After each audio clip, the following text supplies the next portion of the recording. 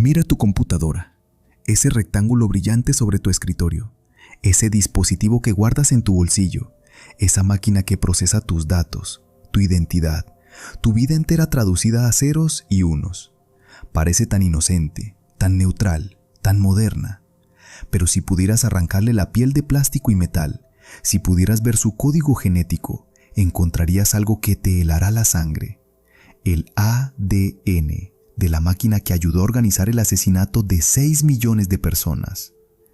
Nos han vendido una historia, la historia de que la tecnología es pura, aséptica, libre de pecado, que los gigantes de Silicon Valley nacieron en garajes californianos, alimentados por sueños de progreso y café frío. Pero hay una historia que nadie quiere contar, una historia que comienza no en California, sino en Berlín, no en los años 90, sino en los años 30, no con emprendedores soñadores, sino con un hombre que estrechó la mano de Adolf Hitler y aceptó una medalla con esvásticas. Esa historia es la de IBM, International Business Machines. El nombre suena tan corporativo, tan aburrido, tan seguro. Pero detrás de esas 3 letras se esconde una verdad que la compañía ha intentado enterrar durante más de 80 años. Que sus máquinas tabuladoras, sus tarjetas perforadas, su tecnología de vanguardia fueron el sistema nervioso del Holocausto. Que sin IBM, los nazis jamás habrían podido identificar, rastrear, deportar y exterminar a millones de judíos con la eficiencia industrial que los hizo tristemente célebres. Piénsalo, ¿cómo logras encontrar a cada judío, a cada gitano, a cada homosexual escondido entre 65 millones de alemanes? ¿Cómo organizas trenes que cruzan un continente entero, llevando cargamentos humanos a las cámaras de gas, con la puntualidad de un reloj suizo? ¿Cómo administras campos de concentración donde mueren miles cada día sin perder la cuenta de quién está vivo, quién está muerto y quién todavía puede trabajar hasta morir? Necesitas una computadora. Pero en 1933, las computadoras no existían. Lo que sí existía era algo casi tan poderoso: la máquina Hollerith de IBM. Y Thomas J. Watson, el presidente de IBM, estaba más que dispuesto a alquilársela al Tercer Reich. Bienvenidos a Relatos Supremos. Bienvenidos a la verdadera historia de IBM y el Holocausto. La historia de cómo la era de la información no nació en Silicon Valley, sino en los campos de exterminio de Polonia. La historia de cómo una corporación estadounidense puso la ganancia por encima de la humanidad. La historia de la máquina que contó a los muertos. El aire de Washington olía a tinta fresca y ambición desmedida en el verano de 1880. Los Estados Unidos acababan de completar su 10º censo nacional, y el resultado fue un desastre burocrático de proporciones épicas. 8 años. Eso es lo que tardaron en contar a mano a 50 millones de estadounidenses. 8 años de ejércitos de funcionarios revisando formularios, tachando números, perdiendo documentos, enloqueciendo entre montañas de papel. Para cuando terminaron de procesar el censo de 1880, ya era casi hora de comenzar el siguiente. El gobierno federal estaba al borde del colapso administrativo, pero donde otros veían caos, un joven ingeniero de 28 años vio una oportunidad de oro. Se llamaba Hermann Hollerith, hijo de inmigrantes alemanes, graduado de la Escuela de Minas de Columbia. Hollerith tenía esa combinación peligrosa de genio técnico y ambición sin escrúpulos que define a los verdaderos arquitectos del poder. Y tuvo una idea que cambiaría el mundo para siempre. La inspiración le llegó, según la leyenda, mientras observaba a un conductor de tren perforar boletos. Cada agujero en una posición diferente significaba algo distinto: el color del cabello del pasajero, su estatura, su destino. ¿Y si pudieras hacer lo mismo con las personas? ¿Y si pudieras reducir a un ser humano a una serie de agujeros en una tarjeta de cartón? ¿Y si pudieras clasificar, ordenar y contar a millones de personas con la misma facilidad con que clasificas naipes? Hollerith construyó su primera máquina tabuladora en 1884. Era un monstruo de metal, cables y engranajes, pero funcionaba con una simplicidad diabólica. Los funcionarios del censo transferían información de los formularios a tarjetas de cartón usando una perforadora. Cada agujero representaba un dato: sexo, edad, estado civil, ocupación, lugar de nacimiento. Luego las tarjetas se alimentaban a la máquina tabuladora. Agujas metálicas descendían sobre la tarjeta y donde encontraban un agujero, completaban un circuito eléctrico que activaba contadores mecánicos. En segundos, la máquina procesaba lo que a un humano le tomaría horas. En 1888, la Oficina del Censo organizó una competencia para encontrar el mejor sistema de tabulación. Hollerith aplastó a sus competidores. Donde otros necesitaban 100 horas para procesar los datos de prueba, Hollerith lo hizo en 72. Donde otros tardaban más de 40 horas en preparar los datos, Hollerith lo logró en 5 y media. El contrato para el censo de 1890 fue suyo. El resultado fue espectacular. 62 millones de tarjetas perforadas alimentaron 43 máquinas Hollerith. El conteo básico de la población, que antes tomaba años, se completó en 6 meses. El gobierno ahorró millones de dólares. Hollerith fue celebrado como un héroe nacional, recibiendo medallas en la Exposición de París y la Feria Mundial de Chicago. Había nacido el procesamiento automático de datos. Había nacido la era de la información. Pero aquí está lo que nadie menciona en las celebraciones.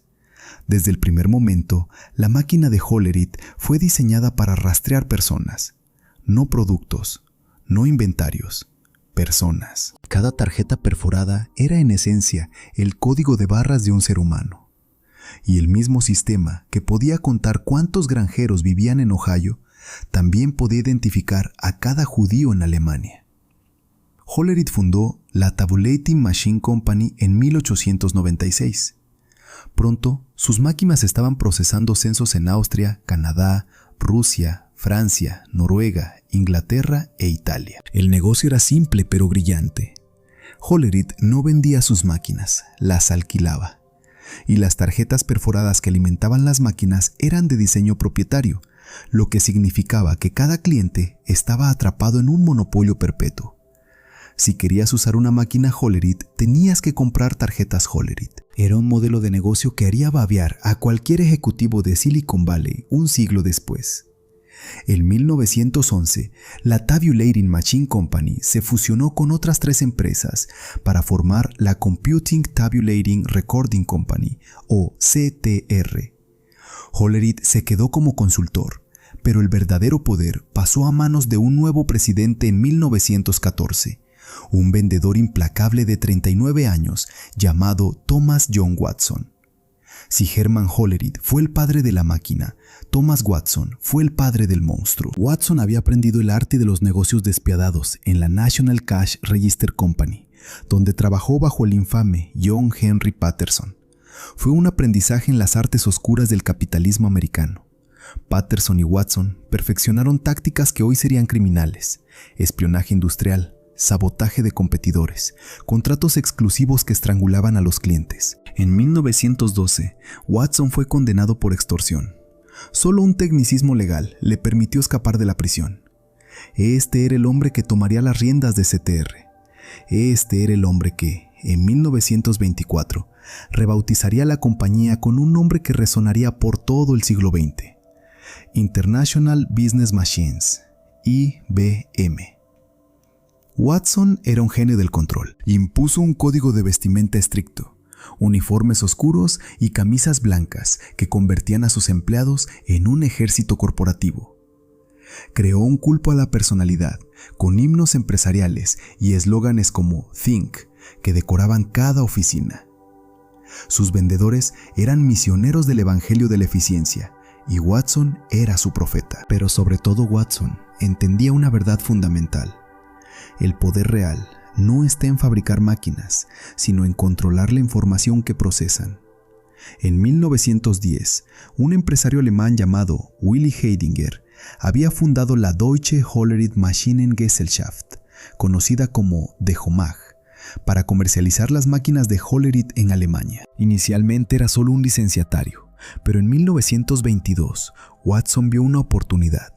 Alemania estaba devastada por la derrota en la Primera Guerra Mundial, su economía destrozada por la hiperinflación, sus empresas hambrientas de capital. Watson compró el 90% de HOMAG, convirtiendo a la subsidiaria alemana en propiedad casi total de IBM. Heidinger se quedó con apenas el 10%, pero conservó el puesto de director general. Era una humillación que nunca olvidaría y que alimentaría un resentimiento que más tarde resultaría útil para los nazis. Pero por ahora, HOMAG era el caballo de Troya de Watson en Europa. A través de ella, IBM podía penetrar cada ministerio, cada corporación, cada institución del continente. Y entonces llegó 1933. El 30 de enero de ese año, Adolf Hitler fue nombrado canciller de Alemania. En cuestión de semanas, el Reichstag ardió. Los partidos políticos fueron prohibidos y los campos de concentración comenzaron a llenarse de opositores políticos. Para abril, más de 60,000 personas habían sido encarceladas. El terror nazi había comenzado. Pero para Thomas Watson, el ascenso de Hitler no era una catástrofe humanitaria, era una oportunidad de negocios. Los nazis tenían un problema. Querían identificar y perseguir a cada judío en Alemania, pero no sabían cuántos había ni dónde estaban. Las estimaciones variaban entre 400,000 y 600,000. Pero esas cifras se basaban en afiliaciones religiosas. ¿Qué pasaba con los judíos que se habían convertido al cristianismo? ¿Qué pasaba con los hijos y nietos de matrimonios mixtos? ¿Qué pasaba con aquellos que habían ocultado su origen durante generaciones? Para la ideología racial nazi, no importaba si te considerabas judío o no.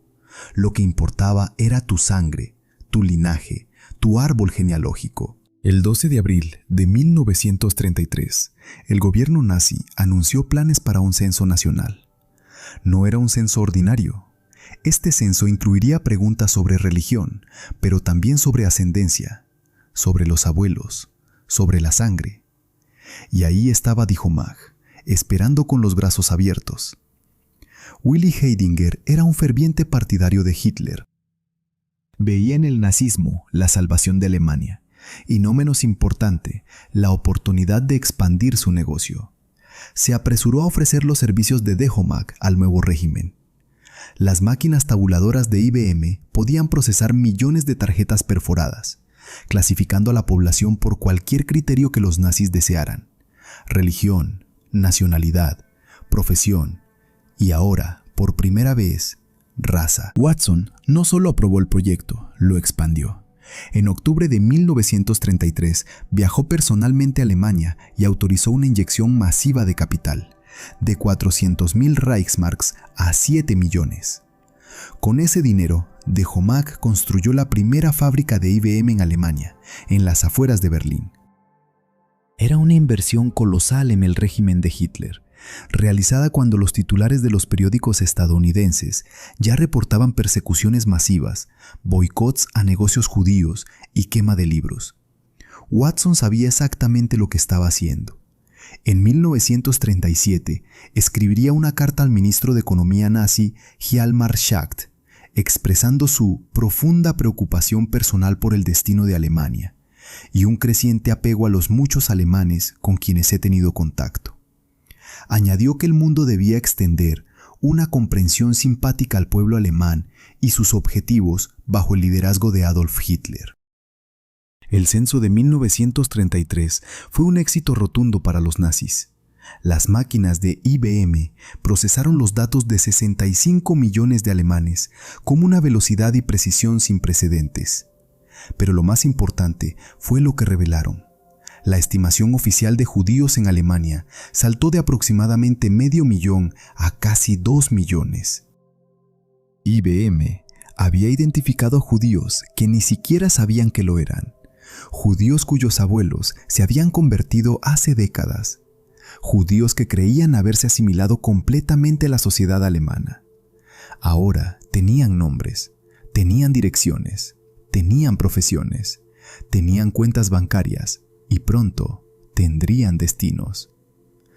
HOMAG no era un proveedor pasivo, era un socio activo del régimen. Las tarjetas perforadas no venían prediseñadas. Cada proyecto requería un diseño personalizado, creado específicamente para las necesidades del cliente.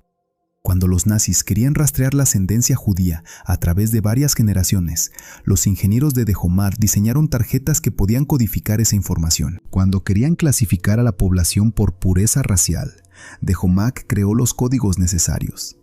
La compañía no solo vendía tecnología, vendía soluciones. Soluciones para el problema que los nazis llamaban la cuestión judía. Y las máquinas nunca dejaban de funcionar, nunca descansaban. Nunca se cuestionaban las órdenes. Simplemente procesaban tarjetas, una tras otra, hora tras hora, día tras día. Cada tarjeta un ser humano, cada agujero un dato, cada dato un paso más hacia el abismo. En 1935, los nazis promulgaron las leyes de Nuremberg, que privaban a los judíos de la ciudadanía alemana y prohibían los matrimonios entre judíos y arios. Para implementar estas leyes, necesitaban saber exactamente quién era judío según sus nuevas definiciones raciales. ¿Tenías un abuelo judío? Eras Mischling, mestizo. ¿Tenías 2 abuelos judíos? Dependía de otros factores. ¿Tenías 3 o 4? Eras legalmente judío, sin importar tu religión actual. Las máquinas de IBM calculaban todo esto automáticamente. Los censos de 1937 y 1939 fueron aún más detallados, preguntando directamente sobre la ascendencia de cada abuelo. La tecnología que Hermann Hollerith había inventado para contar granjeros en Ohio, ahora se usaba para clasificar seres humanos en categorías raciales inventadas por ideólogos dementes. Y Thomas Watson seguía viajando a Alemania, seguía reuniéndose con oficiales nazis, seguía expandiendo las operaciones de Dehomar. En junio de 1937 viajó a Berlín como presidente de la Cámara de Comercio Internacional. Hitler le otorgó la Orden del Mérito del Águila Alemana con estrella, la más alta condecoración que el Tercer Reich podía otorgar a un extranjero. La medalla estaba adornada con esvásticas y se llevaba en una banda sobre el corazón. Watson la aceptó con orgullo. Para ese momento, los campos de concentración ya estaban en pleno funcionamiento. Dachau había abierto sus puertas en 1933, Buchenwald en 1937, Sachsenhausen, Flossenbürg, Mauthausen, Ravensbrück. Miles de prisioneros políticos, judíos, homosexuales, testigos de Jehová, gitanos, ya sufrían torturas y trabajos forzados. Los periódicos del mundo entero reportaban las atrocidades, y Thomas Watson, con su medalla nazi brillando sobre el pecho, seguía firmando contratos. Los apologistas de IBM argumentan que Watson no podía saber lo que Hitler planeaba, que en 1937 el Holocausto todavía no había comenzado, que nadie podía imaginar las cámaras de gas y los hornos crematorios que vendrían después. Pero esto es una mentira conveniente. En enero de 1939, Hitler pronunció su infame discurso en el Reichstag, donde se autoproclamó profeta y predijo que una guerra mundial resultaría en la aniquilación de la raza judía en Europa. El discurso fue traducido y publicado en The New York Times al día siguiente. Watson lo leyó, todo el mundo lo leyó, y aún así, IBM siguió haciendo negocios con el régimen. En mayo de 1939, los nazis realizaron otro censo, este aún más exhaustivo. Por primera vez, preguntaban directamente sobre la raza de cada abuelo. Las tarjetas perforadas de IBM procesaron los datos de más de 80 millones de personas, incluyendo los austriacos recién anexados. Cada judío, cada medio judío, cada cuarto judío fue identificado, catalogado y archivado. 4 meses después, Alemania invadió Polonia. La Segunda Guerra Mundial había comenzado, y las máquinas de IBM estaban listas para su siguiente misión: organizar el asesinato industrializado de millones de personas. Watson devolvió su medalla nazi en junio de 1940, mientras los tanques alemanes rodaban hacia París. Fue un gesto de relaciones públicas, una respuesta a la indignación pública en Estados Unidos. Pero detrás de escena, IBM continuó haciendo negocios con el Reich. A través de subsidiarias en Suiza, Suecia y otros países neutrales, las tarjetas perforadas siguieron fluyendo hacia Alemania. Los técnicos siguieron manteniendo las máquinas, las ganancias siguieron llegando a Nueva York. La máquina que Hermann Hollerith había construido para contar estadounidenses ahora contaba judíos camino a las cámaras de gas. El monstruo había despertado. Y lo peor estaba por venir. El 1 de septiembre de 1939, el cielo sobre Varsovia se llenó de aviones alemanes. Las bombas caían como lluvia de acero, destrozando edificios, incendiando calles, sembrando el terror entre 3 millones de habitantes. La Blitzkrieg, la guerra relámpago, había comenzado. En menos de un mes, Polonia cayó, y con ella, 3 millones de judíos polacos quedaron atrapados bajo el puño nazi. Para los ejecutivos de IBM en Nueva York, la invasión de Polonia no fue una tragedia humanitaria, fue una expansión de mercado. El 27 de septiembre de 1939, Varsovia capituló formalmente. Al día siguiente, apenas 24 horas después de la rendición, el gerente general de IBM en Ginebra, J.W. Schotte, telefonió a Berlín para confirmar el permiso de Thomas Watson. Las notas de la compañía registran el espíritu amistoso de la llamada. Mientras los cadáveres todavía se enfriaban en las calles de Varsovia, IBM estaba negociando cómo sacar provecho de la ocupación. El mismo día que Schotte hacía su llamada amistosa, Reinhard Heydrich, jefe del servicio de seguridad de las SS, circulaba un memorando ultrasecreto a los comandantes de los Einsatzgruppen, los escuadrones móviles de exterminio. El memorando se titulaba La cuestión judía en el territorio ocupado. Comenzaba con una advertencia. Quisiera señalar una vez más que las medidas totales planeadas, es decir, el objetivo final, deben mantenerse estrictamente en secreto. El primer paso, explicaba Heydrich, era el control de la población mediante censos y registros estratégicos. Los judíos debían ser reubicados en ciudades de concentración, ubicadas en cruces ferroviarios o al menos sobre una línea férrea. Cruces ferroviarios, líneas férreas, trenes. Aquí es donde la historia de IBM y el Holocausto se vuelve verdaderamente diabólica, porque los nazis no solo usaron las máquinas de IBM para identificar a los judíos, las usaron para transportarlos a su muerte con la eficiencia de una línea de producción industrial. Watson había anticipado la oportunidad. Inmediatamente después de la invasión, IBM Nueva York estableció una nueva subsidiaria en Polonia, Watson Business Machines, nombrada en honor al propio presidente de la compañía. La sede se instaló en Cross 23, en Varsovia. Su misión era simple: servir las necesidades del Reich en los territorios ocupados. Y a diferencia de Dehomag, que técnicamente era una subsidiaria alemana, Watson Business Machines reportaba directamente a Nueva York a través de las oficinas de Ginebra. No había intermediarios, no había excusas, el control era total.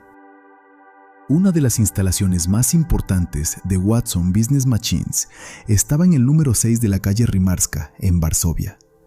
Era una imprenta de tarjetas perforadas y su ubicación no podía ser más simbólica. Estaba directamente frente al gueto de Varsovia. De hecho, los muros del gueto se curvaban alrededor del edificio de IBM, como si la maquinaria de la muerte abrazara a su proveedor tecnológico. Desde las ventanas de la imprenta, los trabajadores podían ver a los judíos hambrientos detrás de los muros, y seguían imprimiendo tarjetas, hasta 10 millones al año. Esas tarjetas alimentaban otra instalación crucial, el departamento Hollerith de los ferrocarriles polacos, ubicado en el número 22 de la calle Pawia, en Cracovia.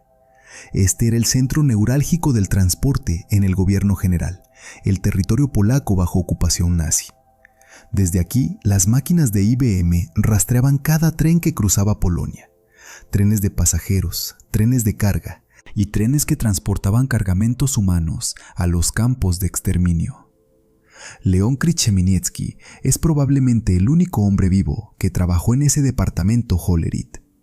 En entrevistas posteriores, recordó la oficina de alta seguridad, custodiada por policía ferroviaria armada. 5 habitaciones equipadas con 15 perforadoras, 2 clasificadoras y un tabulador más grande que un sofá. Krzyżewski no comprendía en aquel entonces el propósito final de los trenes que rastreaba. Solo sabía que este equipo muy moderno hacía posible el control de todo el tráfico ferroviario en el gobierno general. Pero los documentos lo revelan todo.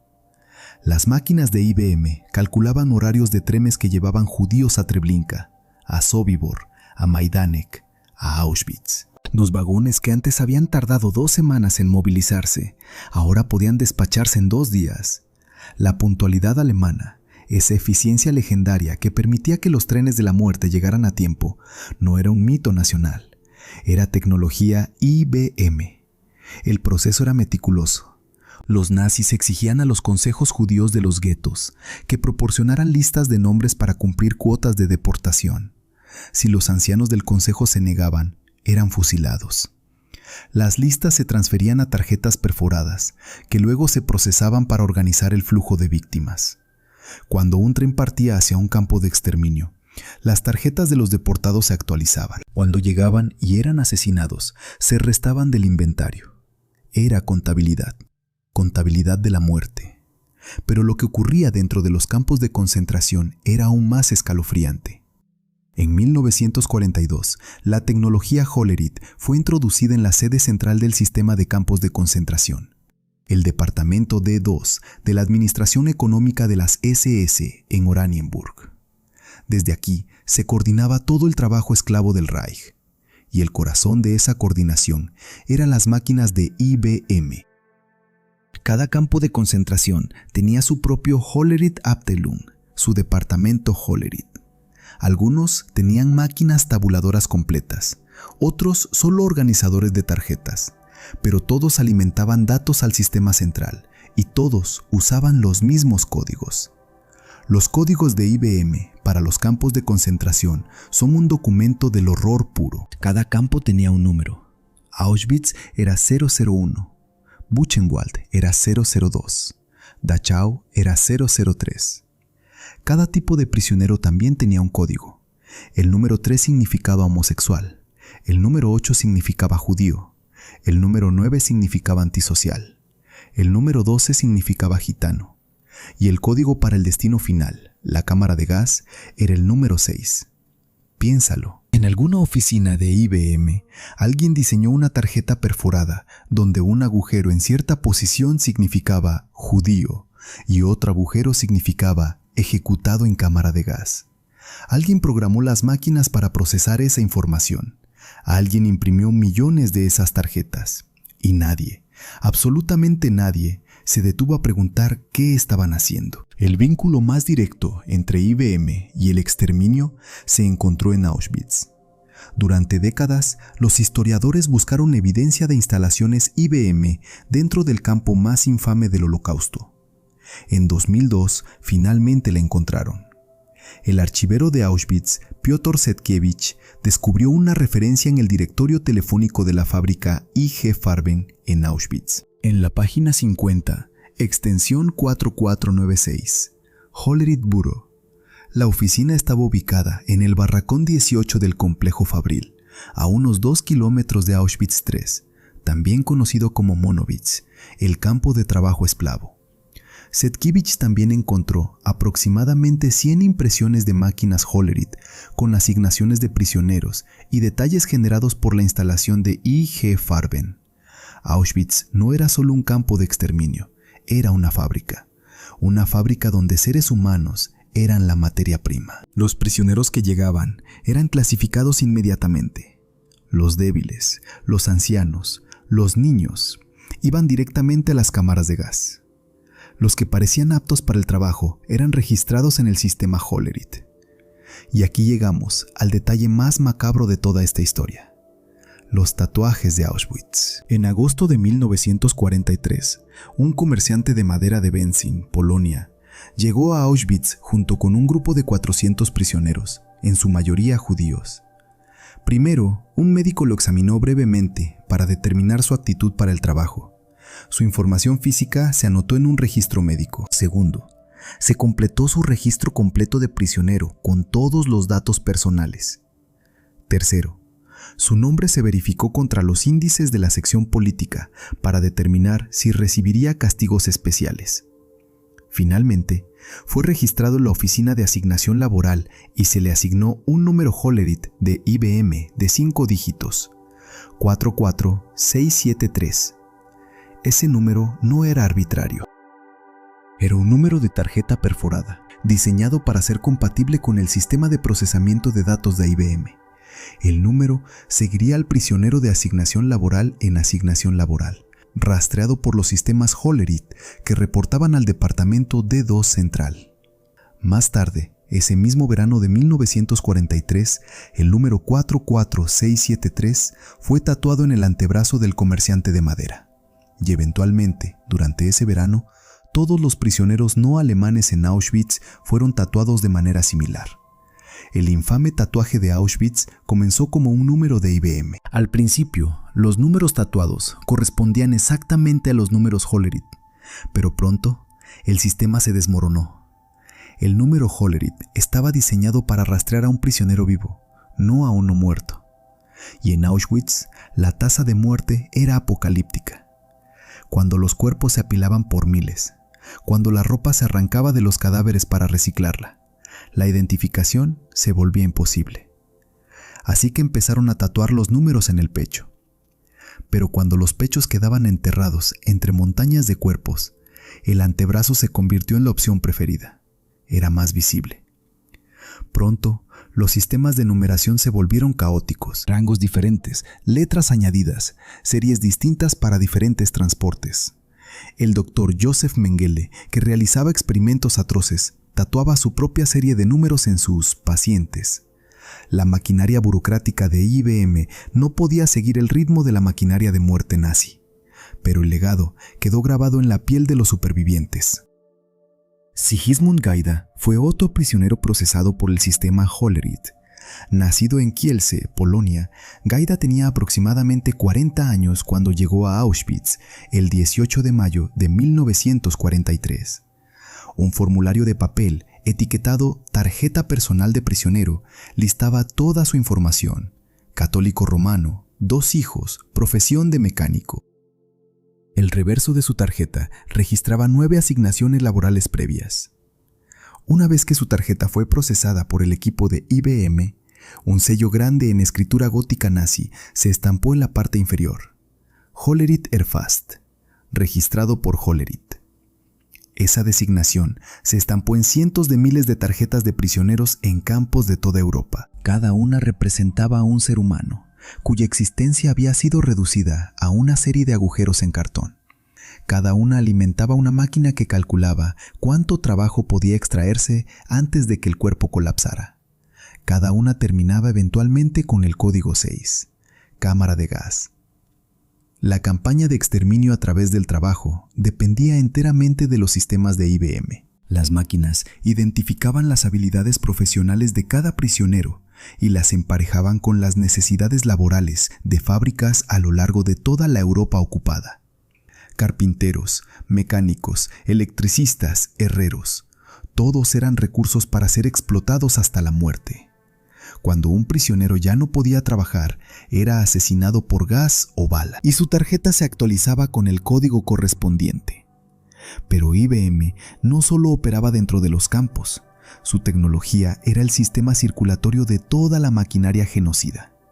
En Cracovia, el Hollerith Gruppe del Reich ocupaba un imponente edificio marrón en Murnerstrasse 24. 500 empleados operaban docenas de máquinas IBM, calculando las estadísticas del saqueo y el genocidio. Calculaban la tasa de muertes por kilómetro cuadrado debido a la hambruna progresiva. Proyectaban cuántos judíos quedaban en cada gueto. Planificaban el flujo de deportaciones para maximizar la capacidad de los campos de exterminio. Todo estaba conectado. Los censos identificaban a las víctimas. Los registros de direcciones permitían las redadas. Las bases de datos financieras facilitaban la confiscación de propiedades. Los sistemas de transporte organizaban las deportaciones. Y las máquinas de los campos administraban el trabajo esclavo y el exterminio. Era un circuito cerrado de horror industrial. Y en cada nodo del circuito había una máquina IBM.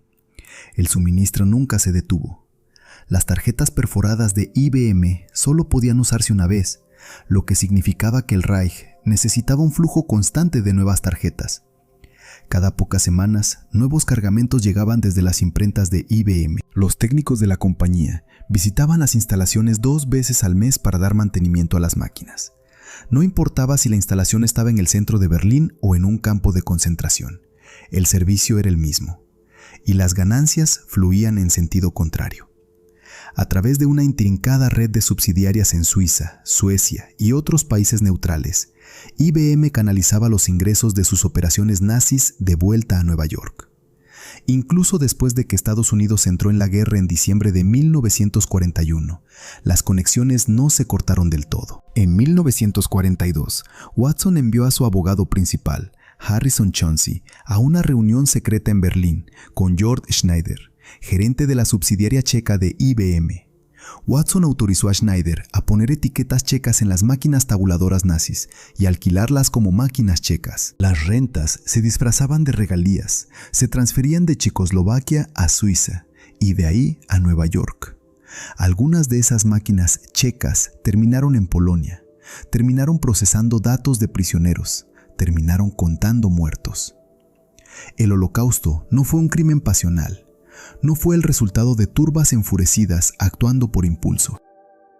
Fue un proyecto industrial planificado con precisión burocrática, ejecutado con eficiencia corporativa y habilitado por tecnología de vanguardia. Sin IBM, los nazis todavía habrían odiado a los judíos. Los Einsatzgruppen todavía habrían fusilado a cientos de miles en fosas comunes a lo largo de Europa del Este. Pero el Holocausto industrial, el exterminio de 6 millones a velocidad fabril, habría sido imposible. IBM no inventó el odio, pero le dio velocidad, le dio escala, le dio eficiencia. Transformó el antisemitismo milenario en un proceso automatizado, donde cada víctima tenía un número, cada transporte tenía un horario, y cada cámara de gas tenía una cuota que cumplir. Mientras tanto, en las oficinas centrales de IBM en Nueva York, las calculadoras sumaban ganancias. Los informes trimestrales mostraban un crecimiento sostenido. Las acciones subían de valor. Y Thomas Watson, el hombre que había estrechado la mano de Hitler, seguía al mando. Para cuando la guerra terminó en 1945, 6 millones de judíos habían sido asesinados. Junto con ellos, cientos de miles de gitanos, homosexuales, discapacitados, prisioneros políticos y prisioneros de guerra. Sus nombres, sus direcciones, sus profesiones habían sido codificados en tarjetas perforadas. Sus viajes finales habían sido organizados por sistemas de transporte automatizados. Sus muertes habían sido registradas con códigos numéricos. Y en algún lugar de los archivos, sus tarjetas todavía existían, manchadas de sangre invisible, perforadas con el código 6. El 8 de mayo de 1945, Alemania firmó su rendición incondicional. Las banderas nazis fueron arrancadas de los edificios públicos. Los campos de concentración fueron liberados, revelando al mundo el horror que las máquinas habían ayudado a organizar. Los cuerpos esqueléticos, las montañas de cadáveres, las cámaras de gas, los hornos crematorios, todo quedó expuesto ante las cámaras de los fotógrafos aliados. Pero mientras el mundo lloraba a los 6 millones de muertos, en las oficinas de IBM comenzaba una operación diferente. No era una operación de rescate, era una operación de limpieza. Los bombardeos aliados habían destruido el 89% de la sede de Dechomag en Berlín. Conveniente, Willy Heidinger, el director de Dechomag y entusiasta nazi, había muerto de un ataque cardíaco en 1944. Conveniente. Hermann Rothke, el mano derecha de Heidinger durante casi 15 años, fue arrestado por el Ejército Rojo y enviado a un campo de prisioneros soviético. Nunca más se supo de él. Muy conveniente. Los testigos estaban muertos o desaparecidos. Los documentos estaban destruidos o dispersos. Y Thomas Watson, el hombre que había aceptado la medalla de Hitler, seguía sentado en su trono en Nueva York, intocable. La transición fue asombrosamente suave. En 1945, Dechomag simplemente cambió de manos. Los mismos empleados, Las mismas máquinas, las mismas instalaciones, ahora servían a las fuerzas de ocupación aliadas. En 1949, el nombre fue oficialmente cambiado a IBM Deutschland. El pasado nazi se borró con un simple cambio de letrero. Watson murió en 1956, 6 semanas después de retirarse como presidente de IBM. Para entonces, era uno de los hombres más ricos de Estados Unidos. Su obituario lo celebraba como un pionero de la industria, un visionario de los negocios, un filántropo generoso. No hubo mención de las máquinas que habían contado a los muertos. No hubo mención de la medalla con esvásticas. No hubo mención de los trenes que llegaban puntuales a Auschwitz. La historia fue enterrada. Durante décadas permaneció en los archivos, conocida solo por especialistas y sobrevivientes que nadie quería escuchar. IBM siguió creciendo, convirtiéndose en el gigante de la computación que dominaría la segunda mitad del siglo XX. Sus mainframes procesaban nóminas, inventarios, transacciones bancarias. Su logo azul se convirtió en sinónimo de confiabilidad corporativa. Nadie fue despedido jamás por comprar IBM, decía el dicho de la industria. Pero la verdad tiene una forma de resurgir. En 1993, un periodista de investigación llamado Edwin Black visitó el Museo del Holocausto de los Estados Unidos en Washington. En la primera exhibición, algo llamó su atención. Una máquina clasificadora IBM Hollerith D11, cubierta de circuitos, ranuras y cables. En el panel frontal brillaba una placa con el nombre de IBM. La exhibición explicaba brevemente que IBM había sido responsable de organizar el censo de 1933 que identificó por primera vez a los judíos. Black era hijo de sobrevivientes del Holocausto. Su madre había escapado del gueto de Białystok la noche antes de su liquidación. Su padre había sobrevivido a múltiples campos de concentración. Para Black, esa máquina no era una reliquia histórica. Era la respuesta a una pregunta que lo había perseguido toda su vida. ¿Cómo lo hicieron? ¿Cómo identificaron a cada judío? ¿Cómo organizaron la logística de un asesinato masivo de esa escala? Black comenzó una investigación que duraría 5 años. Reunió un equipo de más de 100 investigadores en 7 países. Revisó más de 20,000 documentos en archivos de Alemania, Polonia, Estados Unidos, Israel, Francia, Holanda e Inglaterra. Entrevistó a sobrevivientes, historiadores, archiveros. Y lo que encontró superó sus peores sospechas. El 11 de febrero de 2001, el libro IBM y el Holocausto fue publicado simultáneamente en 40 países y 14 idiomas. El mismo día, un grupo de abogados presentó una demanda colectiva contra IBM en un tribunal federal de Brooklyn, Nueva York, en nombre de sobrevivientes de los campos de concentración. La reacción de IBM fue predecible. La compañía emitió un comunicado afirmando que de Homag había caído bajo el control de las autoridades nazis durante la guerra y que IBM no podía ser responsable de cómo se utilizó su tecnología. Afirmaron que la mayoría de los documentos habían sido destruidos o perdidos. Afirmaron que no tenían más información sobre las operaciones de la compañía durante el periodo de la Segunda Guerra Mundial. Era una defensa corporativa clásica. Nosotros no sabíamos, nosotros no controlábamos, nosotros no somos responsables. Pero los documentos contaban otra historia. Los críticos de Black señalaron que muchas empresas estadounidenses habían hecho negocios con la Alemania nazi. Ford, General Motors, Standard Oil, todas tenían subsidiarias alemanas que habían contribuido al esfuerzo bélico nazi. ¿Qué hacía a IBM diferente? La respuesta estaba en la naturaleza del negocio de IBM. Ford vendía automóviles, General Motors vendía camiones, pero IBM no vendía productos, alquilaba soluciones. Cada máquina Hollerith seguía siendo propiedad de IBM. Cada tarjeta perforada era diseñada específicamente para las necesidades del cliente. Cada instalación requería técnicos de IBM para mantenimiento y programación. IBM no era un proveedor pasivo de herramientas genéricas, era un socio activo que diseñaba soluciones personalizadas para cada proyecto nazi. Cuando los nazis querían identificar judíos por línea sanguínea, IBM diseñó las tarjetas. Cuando querían rastrear deportaciones, IBM programó los sistemas. Cuando querían administrar campos de concentración, IBM proporcionó los códigos. Era una relación de consultoría, no una venta de productos. Y esa consultoría continuó incluso después de que Estados Unidos entrara en la guerra. Los documentos descubiertos por Black y su equipo revelaron que Watson Business Machines, en Polonia, reportaba directamente a Nueva York a través de Ginebra. Revelaron las reuniones secretas donde se autorizaba el uso de etiquetas checas en máquinas alemanas para evadir restricciones. Revelaron las transferencias de dinero a través de países neutrales. Revelaron que IBM sabía exactamente dónde estaban sus máquinas y qué estaban haciendo. En abril de 2001, apenas 2 meses después de su presentación, la demanda fue retirada. Los abogados temían que el litigio retrasaría los pagos de un fondo alemán para víctimas del Holocausto. IBM Deutschland había contribuido $3 millones a ese fondo, dejando muy claro que no admitían responsabilidad alguna.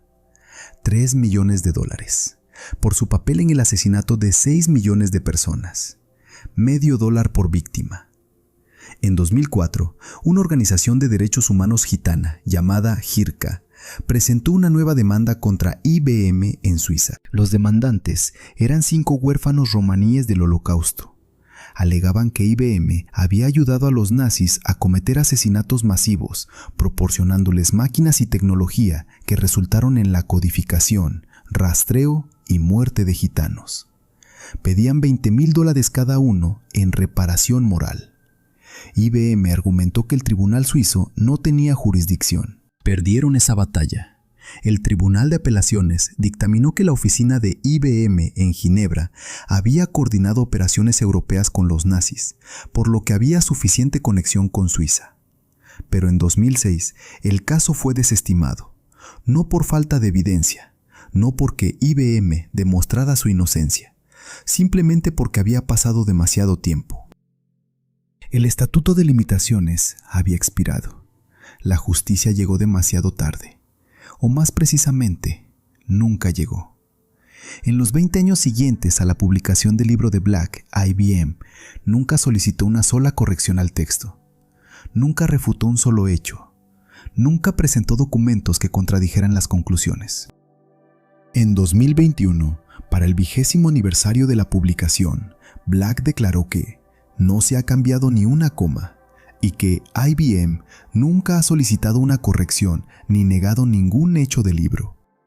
El silencio de IBM es ensordecedor, pero quizás lo más perturbador no es lo que IBM hizo hace 80 años, es lo que representa para nuestro presente y nuestro futuro. Porque IBM no desapareció después de la guerra, floreció, se transformó y hoy, bajo nuevas máscaras, sigue siendo uno de los gigantes tecnológicos más poderosos del mundo.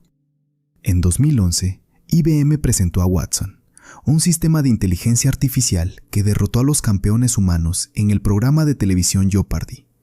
El nombre no era coincidencia, era un homenaje a Thomas J. Watson, el hombre que había hecho negocios con Hitler. La compañía celebraba su legado mientras enterraba su vergüenza. Hoy, IBM se promociona como líder en inteligencia artificial empresarial, computación en la nube y análisis de datos. Su plataforma Watson X promete revolucionar cómo las empresas procesan información, toman decisiones y automatizan operaciones. Sus sistemas de IA analizan datos médicos, financieros, gubernamentales.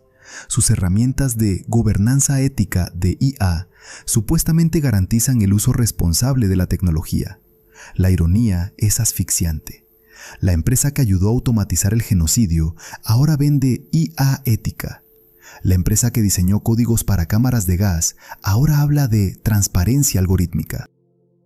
La empresa que rastreó judíos hasta las puertas de Auschwitz ahora promete tecnología responsable. ¿Puede una corporación cambiar? ¿Puede una institución que participó en el peor crimen de la historia humana redimirse simplemente pasando el tiempo? IBM nunca se ha disculpado, nunca ha reconocido responsabilidad, nunca ha abierto completamente sus archivos a los investigadores. Sus declaraciones oficiales siguen culpando a los nazis por tomar el control de sus subsidiarias, como si IBM fuera la víctima y no el cómplice, como si los millones que fluyeron de vuelta a Nueva York fueran accidentales, como si las reuniones secretas en Berlín nunca hubieran ocurrido. En 2010, el propio Black reportó que editores no identificados de Wikipedia estaban marginando sistemáticamente su investigación sobre el rol de IBM en el Holocausto. Algunos de estos editores, según Black, estaban abiertamente fortificados por el archivista corporativo oficial de IBM. La batalla por la memoria histórica continúa incluso en la era digital. Pero más allá de IBM, la historia plantea preguntas que nos persiguen a todos. Vivimos en una era donde la tecnología de vigilancia ha alcanzado niveles que Hollerith nunca pudo imaginar. Nuestros teléfonos rastrean cada movimiento, nuestras redes sociales registran cada pensamiento, nuestros rostros son escaneados por cámaras de reconocimiento facial. Nuestros datos médicos, financieros, políticos, sexuales, están almacenados en servidores controlados por corporaciones cuya única lealtad es hacia sus accionistas. ¿Qué pasaría si un nuevo régimen totalitario llegara al poder? ¿Qué pasaría si decidiera usar toda esa información para identificar, perseguir y exterminar a un grupo específico de personas? Las herramientas ya existen. Son infinitamente más poderosas que las tarjetas perforadas de Hollerith, y las corporaciones que las controlan han demostrado una y otra vez que la ganancia está por encima de la moral. En China, sistemas de reconocimiento facial rastrean a la minoría uigur. En Myanmar, Facebook fue utilizado para incitar genocidio contra los Rohingya. En docenas de países, software de vigilancia fabricado en democracias occidentales es usado para perseguir disidentes, periodistas y minorías. Las tecnológicas de hoy firman contratos con gobiernos autoritarios con la misma facilidad con que IBM firmaba contratos con el Tercer Reich. La excusa siempre es la misma. Nosotros solo proporcionamos la tecnología, no somos responsables de cómo se usa. Es la defensa de IBM, rediseñada para el siglo XXI. Es la coartada del mercenario tecnológico. Pero la historia de IBM y el Holocausto demuestra que esa defensa es una mentira. La tecnología nunca es neutral. Las herramientas que diseñamos reflejan los valores de quienes las crean y los propósitos de quienes las compran. Cuando diseñas un sistema para clasificar personas por raza, estás participando en el racismo. Cuando diseñas un sistema para rastrear minorías, estás participando en la persecución. Cuando diseñas un sistema para organizar deportaciones, estás participando en el crimen. Los ingenieros de Dijomac que diseñaron las tarjetas perforadas para el censo racial no eran nazis fanáticos, eran técnicos haciendo su trabajo. Los técnicos que daban mantenimiento a las máquinas en los campos de concentración no eran guardias de las SS, eran empleados siguiendo órdenes. Los contadores en Nueva York, que sumaban las ganancias de las operaciones nazis, no eran criminales de guerra, eran profesionales cumpliendo con sus funciones. Pero todos fueron cómplices. Todos eligieron no preguntar, todos eligieron no ver, y todos se beneficiaron del sufrimiento de millones. Esta es la banalidad del mal tecnológico. No requiere monstruos, solo requiere profesionales que hagan su trabajo sin cuestionar para qué sirve. Solo requiere corporaciones que maximicen ganancias sin preguntar de dónde vienen. Solo requiere sociedades que celebren la innovación sin examinar sus consecuencias. Thomas Watson no era un antisemita ideológico. No odiaba personalmente a los judíos. Simplemente no le importaban lo suficiente como para dejar de hacer negocios con quienes los estaban exterminando. Para él, los judíos de Europa eran un problema abstracto, una externalidad contable, un costo que otros pagarían mientras él contaba sus ganancias. ¿Cuántos Thomas Watsons hay hoy en Silicon Valley? ¿Cuántos ejecutivos firman contratos con regímenes autoritarios sin preguntar cómo se usará su tecnología? ¿Cuántos ingenieros diseñan sistemas de vigilancia sin considerar quiénes serán vigilados? ¿Cuántos inversionistas celebran el crecimiento de empresas cuyas ganancias provienen del sufrimiento de millones? La era de la información no comenzó en un garaje de California. Comenzó en Berlín en 1933, cuando las máquinas de IBM procesaron el primer censo racial nazi. Y a menos que aprendamos las lecciones de esa historia, estamos condenados a repetirla. IBM demostró que la tecnología puede ser un multiplicador de fuerza para el genocidio, que una tarjeta perforada puede ser tan mortal como una bala, que la eficiencia corporativa puede convertir el odio en industria, y que las ganancias pueden fluir incluso cuando la sangre corre por las calles. Hoy, IBM vale más de 150.000 millones de dólares. Sus acciones se negocian en todas las bolsas del mundo. Su tecnología está incrustada en hospitales, bancos, gobiernos, ejércitos. Y en ningún lugar de su sitio web, en ningún informe anual, en ningún comunicado de prensa, encontrarás una disculpa por lo que hicieron. Porque en el mundo corporativo, los crímenes prescriben, pero las ganancias son eternas. Mira tu computadora, ese rectángulo brillante que sostiene tu vida digital, que guarda tus secretos, que conoce tus movimientos, tus amigos, tus miedos, tus deseos. Míralo bien. Cada vez que enciendes esa máquina, estás activando el descendiente directo de un sistema diseñado para contar muertos. Cada algoritmo que clasifica personas, cada base de datos que almacena identidades, cada sistema que rastrea poblaciones, lleva en su código genético la herencia de las tarjetas perforadas que organizaron el Holocausto. IBM nunca pagó por sus crímenes. Thomas Watson murió rico y respetado. La compañía sigue operando, sigue creciendo, sigue vendiendo soluciones a gobiernos y corporaciones de todo el mundo. El nombre Watson ahora adorna sistemas de inteligencia artificial que prometen revolucionar la medicina, las finanzas, la seguridad. Como si el apellido de un colaborador nazi mereciera inmortalidad tecnológica. 6 millones de judíos. Cientos de miles de gitanos, homosexuales, discapacitados, todos reducidos a agujeros en tarjetas de cartón, todos procesados por máquinas que zumbaban con la indiferencia de la eficiencia industrial, todos convertidos en estadísticas que fluían hacia Nueva York junto con las ganancias. ¿Cuánto vale una vida humana? Para IBM, aparentemente, menos que el costo de una tarjeta perforada. La próxima vez que una corporación tecnológica te diga que su tecnología es neutral, recuerda a IBM. La próxima vez que un ejecutivo de Silicon Valley hable de innovación sin mencionar responsabilidad, recuerda los trenes que llegaban puntuales a Auschwitz. La próxima vez que firmes los términos y condiciones sin leerlos, recuerda que alguien en algún lugar está diseñando el sistema que podría contar a los muertos del próximo genocidio. Porque la historia de IBM no es solo historia, es una advertencia, es un espejo, es la pregunta que esta era tecnológica se niega a responder. ¿Qué estamos construyendo y para quién? El Holocausto no comenzó con cámaras de gas, comenzó con datos, con clasificaciones, con números. Comenzó cuando alguien decidió que ciertos seres humanos podían reducirse a código, y esa máquina nunca dejó de funcionar.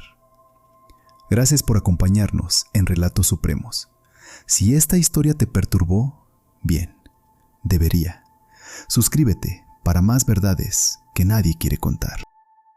Porque la memoria es la única justicia que los muertos pueden recibir.